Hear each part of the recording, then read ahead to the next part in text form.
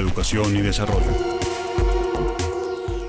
Les damos la más cordial bienvenida a su programa UNAD, Educación y Desarrollo, magazine interactivo de la Universidad Nacional Abierta de Distancia, líder en educación virtual para América Latina. Nos pueden ustedes sintonizar tanto en la señal institucional como en el canal Zoom Universitario y, por supuesto, en el canal UNAD. En el día de hoy, seguiremos haciendo una reflexión profunda, a manera de análisis situacional, sobre la realidad del campo y del campesino colombiano. Desde hace más de 50 años, la propiedad de las tierras campesinas ha estado concentrada en muy pocas personas. La mayoría de ellos terratenientes. Y a esto hay que sumarle que cuando aparece el fenómeno de la violencia, quienes se empiezan a adueñar de manera ilegal de las tierras son los grupos ilegales, tanto guerrillas como paramilitares. En estos escenarios, ellos han ido construyendo rutas para el transporte de drogas proveniente del narcotráfico, así como para el transporte de sus armas, en procura de mantener una propiedad no solamente de la tierra, sino particularmente un poder que ejercen en muchas partes del territorio colombiano. Ello, pues indudablemente, ha asistido al fenómeno de desplazamiento que ya hemos tratado en anteriores programas y que indudablemente se incorporan a una triste realidad que debemos de abordar de manera clara y contundente frente al efecto de políticas y estrategias del Estado y del gobierno, pero también del sector productivo y de todos quienes hacemos parte del Estado colombiano frente a transformar esta realidad para el bienestar de la población campesina de nuestro país. Uno de los elementos fundamentales en los cuales vamos a seguir insistiendo en este programa es lo que tiene que ver también con el ejercicio mismo de la productividad y cómo desde el cambio de prácticas en la productividad y en la producción campesina, que hasta hoy sigue siendo mayoritariamente artesanal, tenemos que influir para la aplicación de tecnologías que aborden mayor productividad en el campo colombiano. Este y otros temas serán tratados en la emisión del día de hoy y esperamos con ustedes continuar en este análisis para luego ahondar mucho más sobre lo que ha venido haciendo el Estado, los gobiernos en los últimos 20 años y en unas siguientes emisiones propiciar un análisis también sobre el impacto que se ha logrado en Colombia en la aplicación de tales políticas y de tales estrategias. Así que los invito a ver este programa con esa postura de reflexión y análisis sobre el campo colombiano.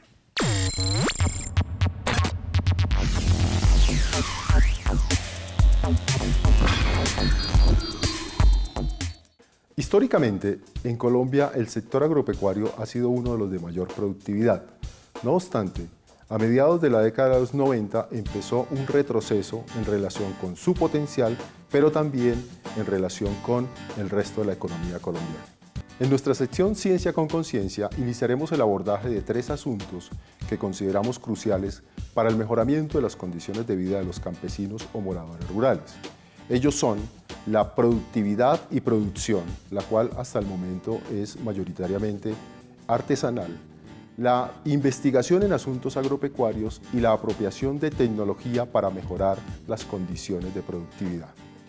Como referente inicial, tomaremos el estudio denominado Diagnóstico Económico del Campo Colombiano, el cual fue realizado por la Misión para la Transformación del Campo, la cual lideró el Departamento Nacional de Planeación en el año 2015. Las siguientes son las conclusiones y recomendaciones que consideramos más importantes. En el año 1992, Colombia hace su proceso de ingreso a la economía globalizada. En 1995 se da el primer Tratado de Libre Comercio con México. En el año 2015 encontramos como resultado del estudio realizado un crecimiento volátil e inferior al resto de la economía y una participación decreciente del Producto Interno Bruto agropecuario del 9 al 6%. En el año 2016 tenemos como reflejos conflictos sociales asociados a sus sectores y comunidades, desplazamiento de población rural, altos índices de pobreza, analfabetismo y trabajo infantil y procesos de concentración de propiedad rural. En relación con el rendimiento agropecuario, reflejado en toneladas por hectárea en el 2012, la FAO nos indica que Colombia solamente lidera uno de los productos importantes, la soya. De resto, participa activamente en azúcar y caña, en bananos y en sorgo, mientras que tiene debilidades frente al arroz, el café verde, el maíz, las patatas o papas y el trigo. La caracterización de los pequeños productores del campo en Colombia nos indica que el 94% de las unidades agrícolas familiares cubren tan solo el 29% de la superficie, pero representa entre el 50 y el 68% de la producción agroforestal. Mientras tanto, el 6% de los medianos o grandes predios representan el 71% de la superficie. Estas realidades en inversión pública tiene dos características. Está concentrada en agricultura comercial y de grandes extensiones, y la agricultura de pequeña escala tiene apenas medidas compensatorias. De igual forma, en cuanto a la ubicación de los pequeños productores del campo, el 71% de los microfundios está concentrado en los departamentos de Antioquia, Boyacá, Cundinamarca, Nariño, Cauca y Santander, es decir, en la región andina. Las actividades de ciencia, tecnología e innovación en el sector agropecuario tienen dos características: los obstáculos, representados en recursos financieros precarios, poco talento humano de alto nivel, especialmente doctorados, políticas públicas no articuladas, marco de propiedad intelectual débil y deficiente planeación, seguimiento y evaluación. Los organismos responsables de financiación son tan solo el Ministerio de Agricultura y Desarrollo Rural, Colciencias y el Fondo de Ciencia y Tecnología del Sistema General de Regalías. En relación con la inversión en ciencia, tecnología e innovación, Colombia solo aporta el 0.5% del Producto Interno Bruto Agrícola, mientras que Argentina el 1.3%, Chile el 1.2%, Brasil el 1.8% y Uruguay el 2%. Los grupos de investigación también representan una minoría en Colombia. Del total de 4.300 grupos de investigación, Ciencias Agrícolas solo tiene el 5%, es decir, 215. De igual forma, en la formación de investigadores, a nivel de maestría, ellos solo tienen el 28.9% y a nivel de doctorado el 0.5%. Dentro de las conclusiones más importantes, encontramos una relación inversa entre el tamaño de las unidades productivas y su productividad. La baja productividad tiene tres elementos centrales: la concentración de la producción, la falta de modernización y la baja competitividad. Esta, a su vez, ha sido causada por la apertura económica y los bajos precios internacionales, lo que ha llevado a la concentración de producción en ganadería, caña de azúcar y palma de aceite. Las recomendaciones centrales del estudio nos plantean una mayor atención a pequeños productores, el fortalecimiento de la comercialización justa, la diversificación de la oferta exportable, la democratización en el acceso al crédito en condiciones de equidad, el fortalecimiento de sistemas, recursos y efectividad de actividades de ciencia, tecnología e innovación, y la articulación y fortalecimiento de las infraestructuras vial, riego, energía y tecnologías de información y comunicación.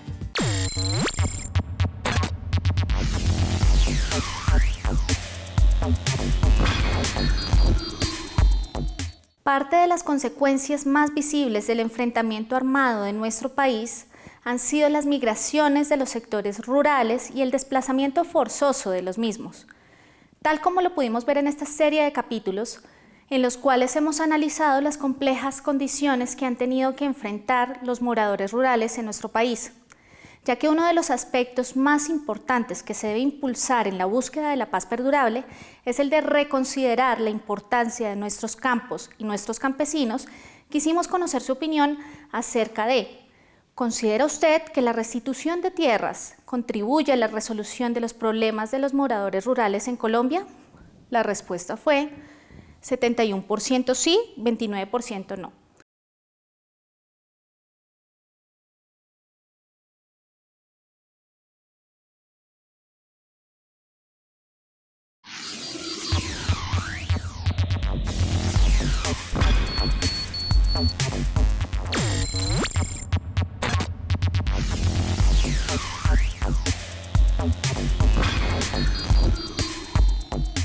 Según cifras de la Dirección contra Minas de Presidencia de la República, Colombia es el segundo país más afectado por estos artefactos luego de Afganistán. Colombia vive un conflicto armado de más de medio siglo que ha dejado más de 220.000 muertos. Tanto guerrillas como paramilitares y agentes estatales han utilizado las minas en la confrontación. Sin embargo, las fuerzas militares renunciaron a este método tras la firma de la Convención de Ottawa en 1997 que prohíbe su uso y comercialización. Aunque los agentes armados han sido los más afectados por las minas, los civiles y especialmente los niños resultan muy vulnerables a estos aparatos que incluso a veces son detectados cerca de escuelas o canchas deportivas. El desminado humanitario, además de poder salvar vidas, es también una forma de volver a entregar tierras, confianza a la comunidad. Hay muchos lugares donde se sospecha que hay minas y en realidad no las hay. Ese es uno de los legados de 50 años de guerra. Solo el poder quitar el miedo y poder restablecer la confianza es esencial para llevar un proceso de paz después y sobre todo también un proceso de desarrollo socioeconómico. Muchos de los problemas que padece Colombia no son por la violencia en sí. La violencia es un síntoma de un problema socioeconómico de desigualdad mucho más profundo. Nuestro equipo periodístico entrevistó al doctor Álvaro Jiménez Millán, quien es el director de la campaña colombiana contra minas. Veamos. La campaña colombiana contra minas es una organización no gubernamental que nació en el año 99 y que desarrolló desde el inicio de su nacimiento un proceso para que Colombia fuera parte de la convención que prohíbe las minas antipersonal. Las regiones donde hace presencia el conflicto son las regiones más afectadas, departamentos como Antioquia, Chocó, Nariño, Arauca, Caquetá, Putumayo, Santander, es decir, regiones en donde el conflicto armado hace presencia, donde los actores armados no estatales como las FARC o como el ELN han tenido confrontaciones con el ejército, allí es donde han tenido presencia. Ahora, el perfil de las personas, que es un factor muy relevante, es que son las personas más pobres, las que viven más distantes de los centros urbanos, las que tienen menos acceso a los bienes del Estado y por tanto son las más vulnerables las personas que han sido afectadas por este tipo de accidentes. En la medida en que el conflicto armado se está resolviendo dentro de una mesa, es importante que los temas que están asociados al conflicto armado se toquen en la mesa. Por tanto, el tema de las minas fue importante llevarlo a la mesa de La Habana porque permitió empezar a generar un proyecto piloto en unas zonas de Antioquia y del Meta para que ese proceso ganara más confianza entre quienes se han disputado por 50 años de manera armada una serie de criterios en la vida del país. Hoy ese proceso de minas hecho piloto en el Briceño, en Antioquia y en Mesetas, en el Meta, ha permitido que se gane más confianza por la participación conjunta de miembros del Ejército y miembros de las FARC, tratando de superar un problema que la guerra ha generado.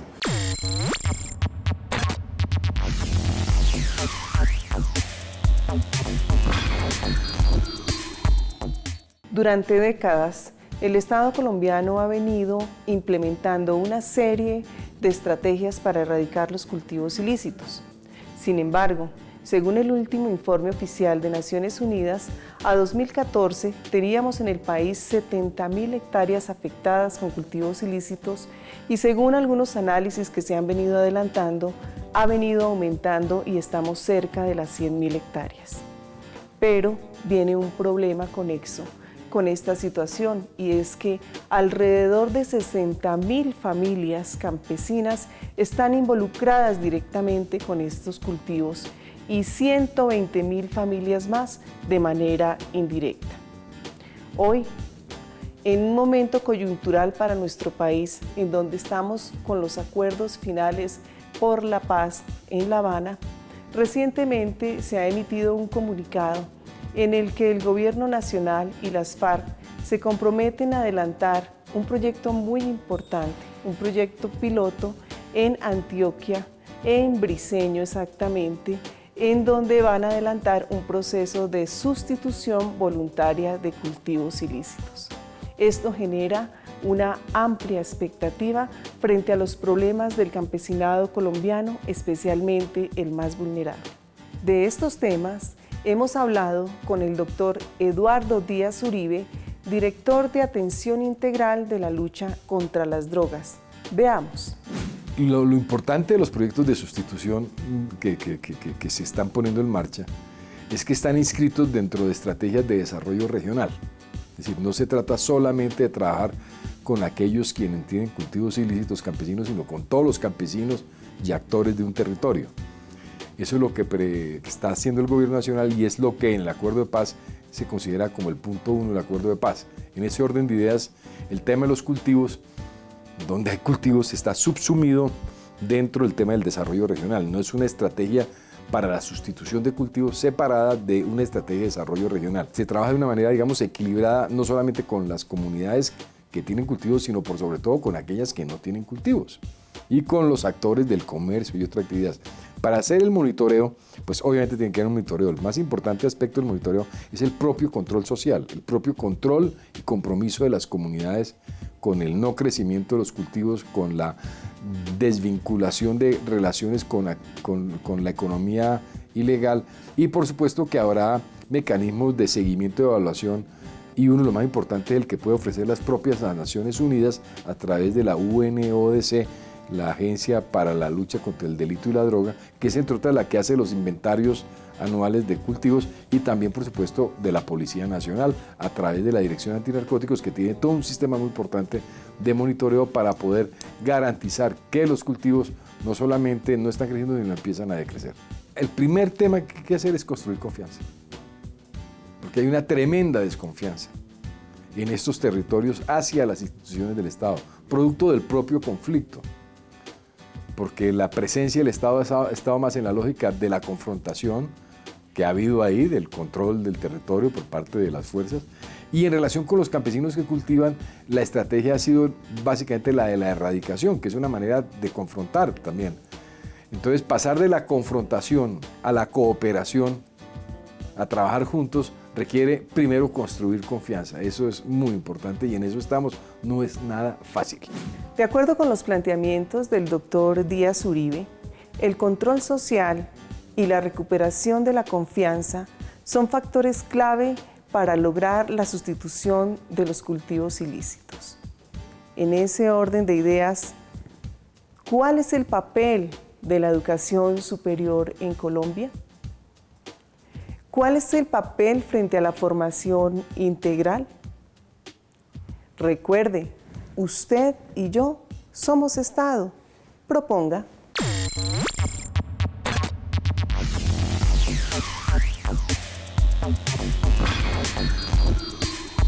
Como hemos venido presentando en este análisis, en nuestro magazine, llegan nuevos desafíos para nuestra sociedad, ya que no solo desde el gobierno, sino de parte de todos los ciudadanos, debemos comprometernos con una construcción del país que todos anhelamos.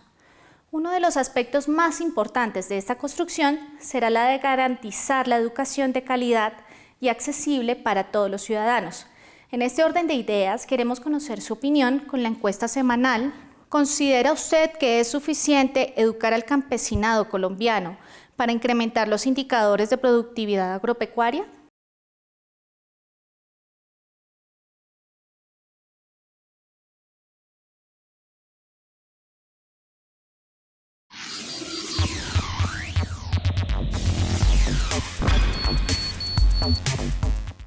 Después de 50 años de conflicto, Colombia empieza a creer que la paz es posible. Los acuerdos alcanzados en la mesa de negociación de La Habana nos permiten saber que merecemos vivir en un país libre de conflicto armado. Son 6 los puntos de la agenda de negociación Estado-FARC. Política de desarrollo agrario integral, la transformación del campo, las condiciones de bienestar y buen vivir para la población rural, la erradicación de la pobreza rural extrema, el cierre de la brecha entre el campo y la ciudad, la reactivación del campo y en especial de la agricultura campesina, familiar y comunitaria. Participación política. Busca la ampliación de la democracia como camino para tramitar los conflictos, el rompimiento definitivo del vínculo entre política y armas, la cultura de la reconciliación, la convivencia, la tolerancia y la no estigmatización. El fin del conflicto. gestos hacia el desescalamiento del conflicto armado y la construcción de confianza. Solución al problema de las drogas ilícitas. Busca la solución definitiva a este problema, la sustitución voluntaria de los cultivos de uso ilícito, la transformación de los territorios afectados desde un enfoque de salud pública e intensificando la lucha contra el narcotráfico. Víctimas del conflicto armado. Busca la mayor satisfacción posible de los derechos de las víctimas, la capacidad de rendir cuentas por lo ocurrido, garantizar la seguridad jurídica, así como la transición del conflicto armado a la paz. El último punto de la agenda, mecanismos de refrendación de los acuerdos, punto que sigue en discusión. Todos y cada uno de los acuerdos alcanzados generan condiciones de paz, pero sin duda el punto 3, fin del conflicto, se constituye en un hito en el proceso de paz. La dejación de armas, el cese de hostilidades entre las partes, es el inicio de una Colombia libre de conflicto armado. El 23 de junio de 2016, en los relatos de la historia colombiana, será recordado como el último día de la guerra. Un nuevo mapa poblacional compuesto por 23 zonas veredales transitorias de normalización y 8 campamentos, serán los territorios de convivencia que permitirán el proceso de reincorporación económica, política y social de las FARC a la vida civil. ¿Cuál es nuestro compromiso en consecuencia como sociedad civil?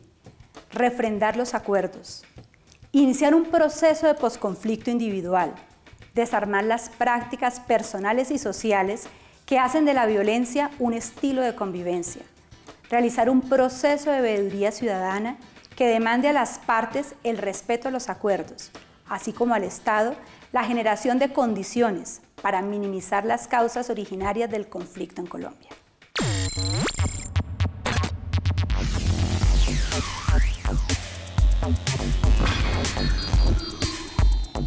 Hoy en Tradición versus Innovación continuaremos hablando sobre algunos temas relacionados con el campo colombiano.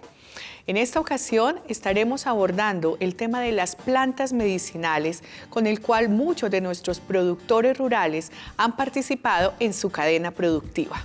De acuerdo con la doctora Diana Liman, directora del Grupo de Especialistas en Plantas Medicinales de la Unión Internacional para la Conservación de la Naturaleza, existen alrededor de 70.000 plantas con propiedades medicinales comprobadas en el mundo. Sin embargo, debido a los procesos de intervención en los ambientes naturales y en las comunidades, esta diversidad y mucho del conocimiento que hay sobre ella está en riesgo de perderse. En nuestro país, desde el año 2011, el Instituto von Humboldt publica las pautas para el conocimiento, conservación y uso sostenible de las plantas medicinales en Colombia, mismo momento en que la Red Iberoamericana de Botánica publicó el Manual de Herramientas Etnobotánicas relativas a la conservación y el uso sostenible de los recursos vegetales. Estos documentos se convierten en referentes en materia de protección del conocimiento y la diversidad en el tema. Como hemos venido mencionando a lo largo de nuestro magazine, en la UNAD estamos comprometidos en realizar proyectos de investigación en los diferentes programas articulado con las realidades de nuestro país. Ejemplo de ello es en la Escuela de Ciencias de la Salud, que cuenta con unos profesionales e investigadores que están articulando sus proyectos de investigación con las propuestas curriculares. Hoy nos acompaña la doctora Sara Giraldo. Ella es docente investigadora del programa de tecnología en regencia de farmacia. Tiene un amplio recorrido y conocimiento sobre las plantas medicinales. Doctora Sara, cuéntenos cómo contribuye este programa desde su investigación en el estudio de las plantas medicinales. En el programa de regencia de farmacia, docentes y estudiantes vinculados a semilleros de investigación hemos encaminado proyectos de investigación enfocados en el rescate y en la valoración de ese saber popular, tradicional, que tienen nuestros campesinos, muchos de ellos cultivadores, recolectores, comerciantes de plantas, no solo con el fin de identificar plantas que sean promisorias y prometedoras, sino también con el fin de enseñarles a utilizarlas adecuadamente. Doctora Sara, ¿cómo podríamos potenciar el mercado de las plantas medicinales en nuestro país? A partir del conocimiento etnobotánico tradicional de nuestras comunidades y el conocimiento científico, esto quiere decir los estudios fitoquímicos o farmacológicos que se desarrollen con las plantas, se podrían desarrollar productos fitoterapéuticos, especialmente a partir de plantas nativas, las plantas que son nuestras. Para esto se requiere gestionar alianzas y asociaciones con agremiaciones de cultivadores, con particulares, con comunidad, en donde se beneficien todos los actores de la cadena productiva, como los cultivadores, los recolectores, pero también los transformadores. Estos son los laboratorios, los que transforman las plantas como en materia prima y productos, y llegando hasta los distribuidores y comercializadores. Doctora Sara, gracias por compartir esta información con nuestros televidentes. Ahora veamos una importante entrevista que ha realizado el ingeniero Andrés Salinas sobre tecnologías aplicadas para la productividad en nuestro campo colombiano. Estamos con Luis Eduardo Ortiz, director ejecutivo de Farmap, una empresa líder en la incursión tecnológica para el agrocolombiano. Farmap es una solución de inteligencia de negocio para la agricultura. Surgió hace más o menos 2 años, gracias a al conocimiento que tiene mi socio Carlos Horacio sobre tecnologías móviles y al conocimiento que yo tengo sobre el sector agrícola. Llevo más de 15 años trabajando en el sector agrícola en proyectos de innovación, entonces vimos una oportunidad de ayudarle a los agricultores a tomar decisiones mucho más rápido y más acertados con mayor información.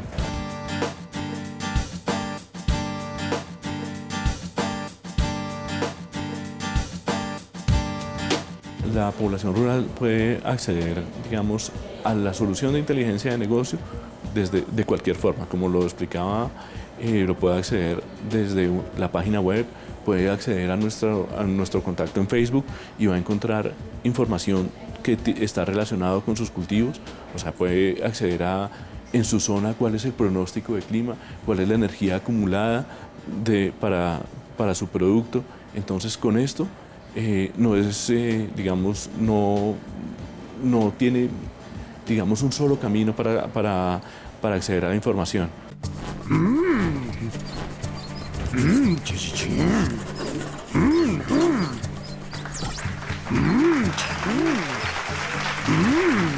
Les agradecemos una vez más su compañía. Fue un gusto tener su atención y su audiencia en el desarrollo de este programa, de una serie encaminada a revisar la situación actual, pero también el pasado y el futuro de la población campesina colombiana. En este orden de ideas, queremos seguirlos invitando para que mantengan la audiencia en próximas emisiones de este magazine interactivo, UNAD Educación y Desarrollo. No olvide comunicarse con nosotros en nuestras redes sociales y en particular escribirnos a nuestro correo electrónico educacion.desarrollo@unad.edu.co y a nuestra cuenta de Twitter @universidadunad. Hasta la próxima.